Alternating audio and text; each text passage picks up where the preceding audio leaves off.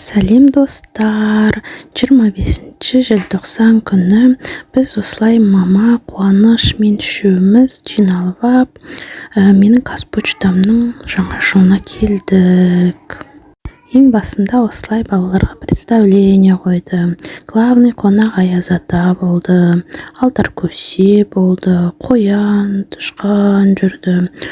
Содан кейін бұл кинотеатр болғандықтан кино көретін залға кірдік. Ол жерде осылай келе жатқан жыл дракон болған соң дракондардың көрінісін көрсетті. Сосын балаларға дискотека қойып осылай билетті. Біз Қуаныш екеуміз осылай қарап отырдық бұларға.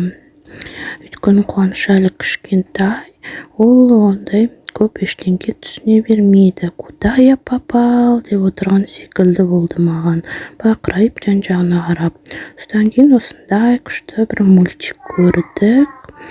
Дракондар мен осындай принцесса туралы өте қызықты болды. Қуаныш мәз болып бақырайып қарап отырды. Ұнады деп ойлаймын. Сон шыққан соң осылай үйдің жанындағы пиццаға келіп тамақтандық. Қуаныш бірінші рет пиццада тыныш отырып, тамағын жеп, ойнап отырды. Солай адам болады деп ойлаймыз деп қойсам. Сосын осылай шығып, үйге қайттық. Бұрын осы жерге Назым екеуміз шығып жүгіретінбіз. Міне Қуаныш та жүрді, сосын ойбай жүрмеймін деп папасы көтеріп алды. Соң кешке таман заказ апардық. На 2 подгузникқа заказ жасадық. Соң бүгін апасы Қуанышқа осындай жаңа жылға деп осындай сыйлық берді. Бұл телефон, неше түрлі мультиктердің музыкасы бар, неше түрлі звуктары бар, өте қызықты. Бұрыннан таба алмай осындай тауып алыпты. Алдында таба алмай қойғанбыз. Осыны ойнап, мәз боп, күліп, Қуаныш жүрді. Екеуміз музыкасын тыңдап, маған көрсетіп, атасына көрсетіп жүрді.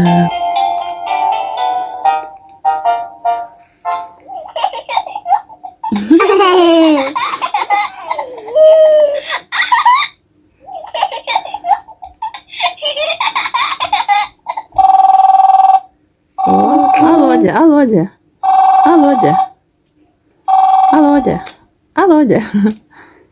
Сосын біраздан кейін Қуаныш апасы мен атасын осылай ұйықтатып тастады. Бәрі ұйықтап қалғаннан кейін Қуаныш екеуміз де жаттық. Қайырлы түн деп.